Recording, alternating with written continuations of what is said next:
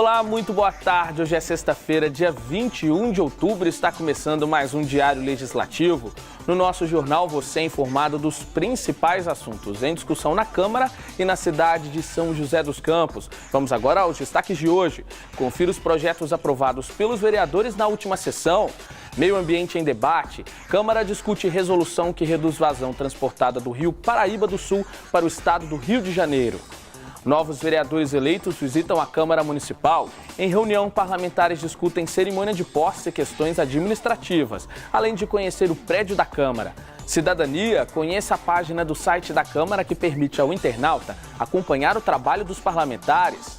E em nossa entrevista de estúdio, a diretora do Fórum Trabalhista de São José dos Campos comenta sobre o volume de ações que chega à instituição.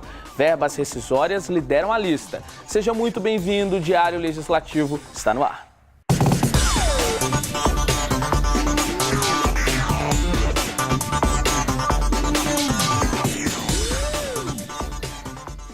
E a gente abre o diário desta sexta-feira apresentando um balanço da sessão plenária realizada na tarde de ontem. Conheça agora os principais projetos aprovados em plenário.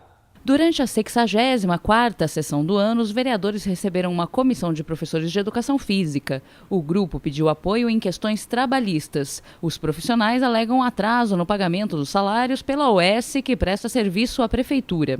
Representantes da Unesp também compareceram à sessão. Diretores da instituição de ensino acompanharam do plenário a aprovação de um projeto de lei que autoriza a prefeitura a permutar uma área pública com terrenos de propriedade da universidade. Para possibilitar o crescimento, nós temos aí o problema de espaço físico, onde nós estamos na Francisco José Longo e no Parque Tecnológico, que é um espaço cedido pela Associação Parque Tecnológico. Então, em razão disso, é que nós temos interesse dessa área próxima ao Parque Tecnológico, que nós teremos resolvido aí, então, um problema de espaço. Poderemos, assim, ampliar, naquilo que for necessário. Também foi aprovado o decreto legislativo que concede a medalha Cassiano Ricardo ao Serviço Social do Comércio, o SESC de São José. Você confere as sessões na íntegra em nosso canal do YouTube. A transposição do Rio Paraíba do Sul tem sido alvo de debates na Câmara Municipal. No final de novembro, entra em vigor uma resolução que limita a vazão máxima de água do Paraíba do Sul transportada para o estado do Rio de Janeiro. Como o Paraíba é a principal fonte de abastecimento da cidade, o assunto foi colocado em discussão no plenário. Segundo resolução da Agência Nacional de Águas, até 30 de novembro, a vazão do Paraíba transposta para o estado do Rio de Janeiro vai ser reduzida de 190 para 110 metros cúbicos por segundo na barragem de Santa Cecília, em Piraí. O que muda? Antes, nós tínhamos um compromisso com o Rio de Janeiro de mandar, no mínimo, 190 mil litros por segundo para o Rio de Janeiro. Uma grande quantidade de água. Só que isso na baixa. Na média, nós mandávamos 250 mil litros por segundo. Era muita água. E isso fez com que os nossos reservatórios cada vez mais se esvaziassem. E quando chegou no período de seca intensa, como nós vivemos há 2 anos atrás, e também vivemos em 2000 e vivemos na década de 50, isso fez com que os nossos reservatórios não suportassem e chegassem ao volume morto. Mudando a prioridade, porque tudo isso era para produzir muita energia lá no Rio de Janeiro, Como nós mudamos a prioridade para abastecimento humano, nós conseguimos reduzir essa vazão. A determinação da agência reguladora tem o objetivo de preservar o estoque de recursos hídricos e garantir o abastecimento de 28 municípios que captam água do Rio Paraíba para consumo. O outro uso é a geração de energia elétrica. Que nós temos a maior transposição do mundo, não é do Brasil, do mundo, muito maior do que a transposição do São Francisco e de tantas outras que tem fora daqui, para o Rio de Janeiro desde a década de 50. 80% das nossas águas vão todos os dias para o Rio de Janeiro e o Rio de Janeiro não tem outro manancial a não ser as águas do Rio Paraíba do Sul para atender a sua população. A vereadora Renata Paiva acompanha as reuniões do Comitê de Integração da Bacia Hidrográfica do Rio Paraíba do Sul. Hoje nós estamos com 47% do reservatório equivalente, que é a soma dos 4 reservatórios que nós temos, que é Paraibuna, Santa Branca, Jaguari e Funil, Na mesma época, 2 anos atrás, nós estávamos com 9% e no final do ano, há 2 anos atrás, nós chegamos a menos 1%. E nós estamos agora, graças a Deus, entrando no período de cheia, né, com quase que 50% do nosso reservatório. Isso é muito significativo, né, e a gente ainda vai conseguir, né, uma quantidade ainda maior para poder suportar, né, o período de estiagem que começa a partir de abril. No próximo bloco, o juiz e diretora do Fórum Trabalhista de São José comenta o volume de processos que chega à instituição por descumprimento da lei. A gente volta já.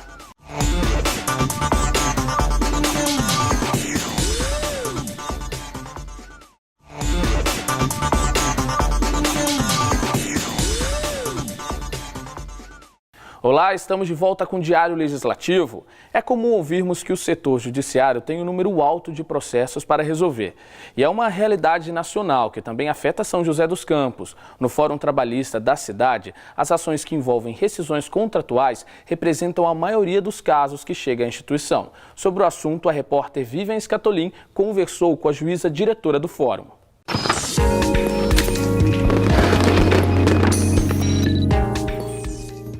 Olá, ao meu lado, a juíza Antônia Santana, que é diretora do Fórum Trabalhista de São José dos Campos. Obrigada por aceitar o nosso convite, pela presença. Eu que agradeço a oportunidade.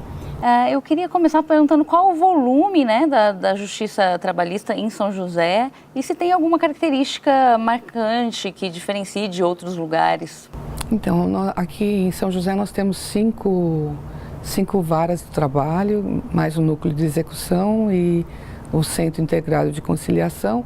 A nossa média anual tem sido em torno de 12 mil processos. A característica de São José dos Campos maioria industrial, temos muitas indústrias, né? E construção civil. Nesses últimos tempos tem havido um aumento em razão da situação econômica, e isso é um motivo de aumento das causas trabalhistas. Vem acontecendo também porque há uma cultura de alguns empresários de não cumprir a lei. E então eles não cumprem a lei e acaba gerando processos trabalhistas, e há um folclore que a Justiça do Trabalho é só entrar com a ação e a pessoa ganha. Na realidade, assim, fazendo o paralelo, é como a pessoa estaciona no lugar proibido, o guarda aplica a multa e a culpa é do guarda. Então a gente está mais ou menos, né, nessa situação. Por quê? Tem a CLT, que tem 70 anos já, e tem as normas coletivas que prevêem os mínimos, né, os direitos mínimos dos trabalhadores. Uhum. E algumas empresas insistem em não cumprir os direitos mínimos. Então, se todo mundo cumprisse a lei, se a pessoa resolvesse entrar com a ação, ela ia perder. E tem muitas improcedências, porque hoje, assim, nosso país vive uma crise de ética. Então, também há vários trabalhadores que eles vivem disso. Então, chega ao ponto de você ter uma reclamação trabalhista de uma semana e a pessoa está pedindo 15, 20 mil reais, dano moral. Então, assim, há um abuso de ambas as partes, né? E a Justiça do Trabalho pode ser considerada rápida em relação às outras? Em relação às outras, sim. Em razão do tipo de processo que nós atuamos, né? São verbas salariais, na maioria.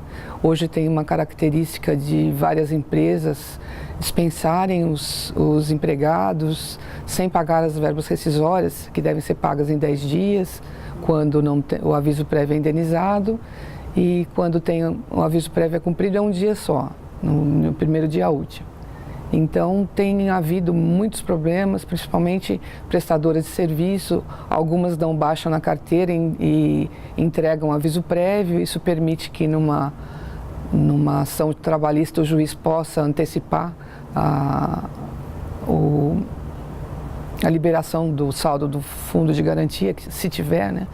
E mais do seguro-desemprego. Nos outros casos não, tem que aguardar a audiência e ver o que acontece, né? a nossa prestação jurisdicional, até a fase de sentença do acórdão, de decidir o que a pessoa tem direito, ela é até rápida. O problema todo é que quando chega na fase de execução, nós não temos conseguido cumprir isso. Cerca de 75% dos processos julgados, eles não conseguem ser concluídos. Então, qual que é a ideia? Que hoje a gente tem vários convênios com o Banco Central, pesquisas com cartório de registro. Nós temos ferramentas de pesquisa patrimonial que, dependendo do caso, a gente consegue achar onde sumiu o patrimônio da pessoa até 15, 20 anos atrás, né? Só que isso demanda tempo, demanda trabalho. Se as pessoas entendessem o seguinte, você usa de todos os meios jurídicos, você apresenta a defesa, você recorre, disse que é um valor. A partir daquele valor, o segredo é pagar. Se você não tem como pagar, faça um parcelamento, alguma coisa assim. Mas no Brasil a gente tem essa característica. A pessoa sabe que deve e no trabalhista especificamente, ela não quer pagar. E essa questão da recessão econômica, né, da crise, impactou de alguma forma nas demandas? Existe alguma mudança mesmo na flexibilização, né, dos contratos? Então, o que aconteceu é que aumentou muito a quantidade de terceirizadas, que é o que acontece. O único que realmente que não tem discussão é a vigilância e limpeza, certo, que pode ser terceirizada, está previsto na lei. Mas hoje, algumas empresas começam, por exemplo, a se utilizar de cooperativas. A cooperativa, ela tem um fim que não é agência de emprego, né? Ela não é fornecedora de mão de obra. Os contratos têm duração muito pequena, né? São poucos os contratos que passam de 1 ano. Hoje nós tivemos uma alteração legal que o primeiro seguro-desemprego é depois de 18 meses. Isso. Então, praticamente é para inviabilizar o seguro-desemprego, né? Porque são poucos hoje. Em razão do desemprego, são poucos os contratos que duram porque você acaba contratando outras pessoas, há empresas que usam acabam se utilizando do contrato de experiência, que é um contrato que não tem indenização no final, que não tem aviso prévio, não tem a multa de 40% do fundo. Então, assim, os desvirtuamentos que acabam aumentando a quantidade de ações e, no fundo, prejudicam aquele que realmente precisa. Bom, muito obrigada pelo bate-papo, por esclarecer para a gente essas questões, né, o cenário de São José, na Justiça Trabalhista. Nós vamos ficando por aqui. Até a próxima.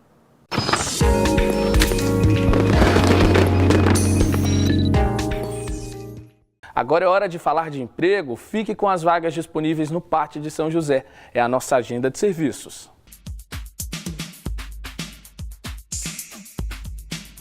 O PAT, Posto de Atendimento ao Trabalhador de São José dos Campos, tem oportunidade de emprego para diversas áreas. As vagas disponíveis são para líder de estação de fluentes, operador de caixa, porteiro, repositor e vendedor. Para se candidatar é fácil, é só comparecer ao PAT levando o RG, CPF, carteira de trabalho e o cartão cidadão. O PAT fica na Praça Afonso Pena, número 175, no centro.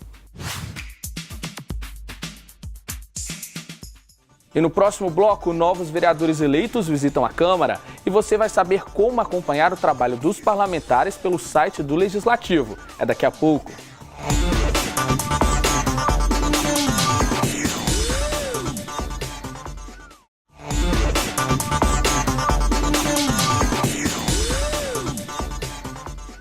Olá, o Diário Legislativo está de volta. Os novos vereadores eleitos em São José fizeram uma visita à Câmara Municipal.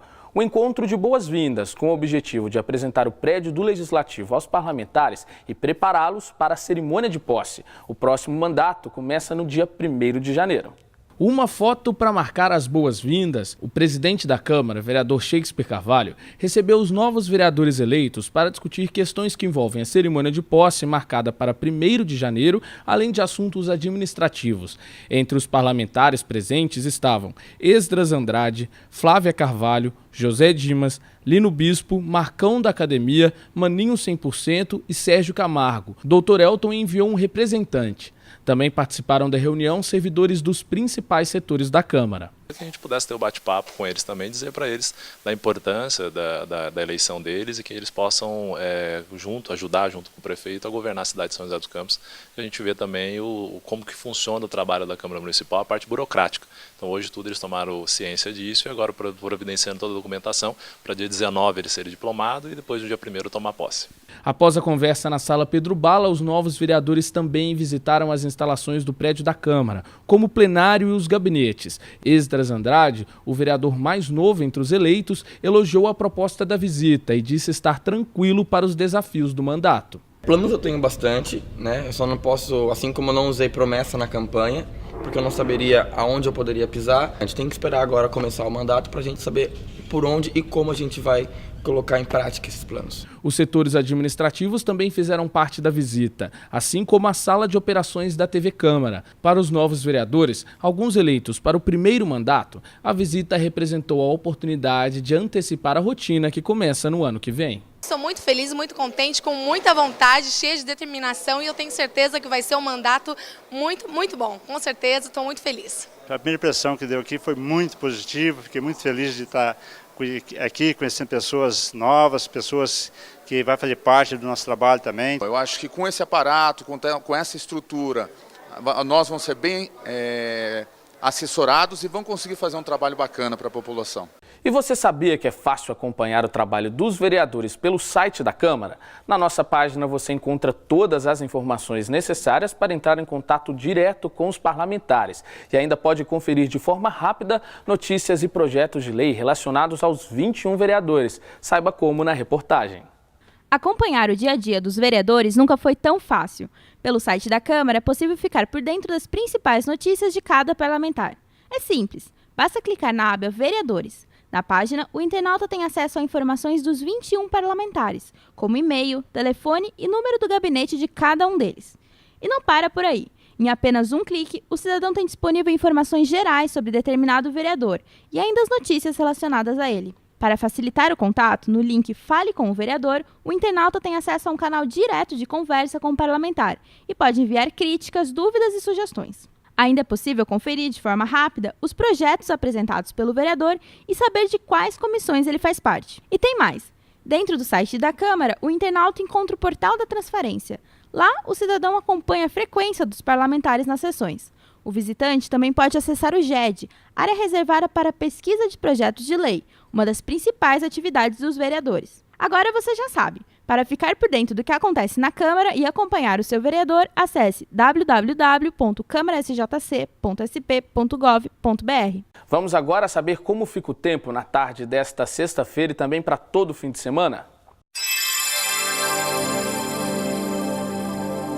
A tarde dessa sexta-feira fica nublada com grande possibilidade de chuva. A máxima chega aos 29 graus, mínima 21. Amanhã, o tempo fica chuvoso e a temperatura cai. A máxima alcança os 26 graus, mínima 18. O domingo vai ser de chuvas isoladas e curtos períodos de sol. A máxima chega aos 26 graus, mínima 17. E o Diário Legislativo fica por aqui. A gente agradece a sua companhia, tenha uma ótima tarde e até segunda.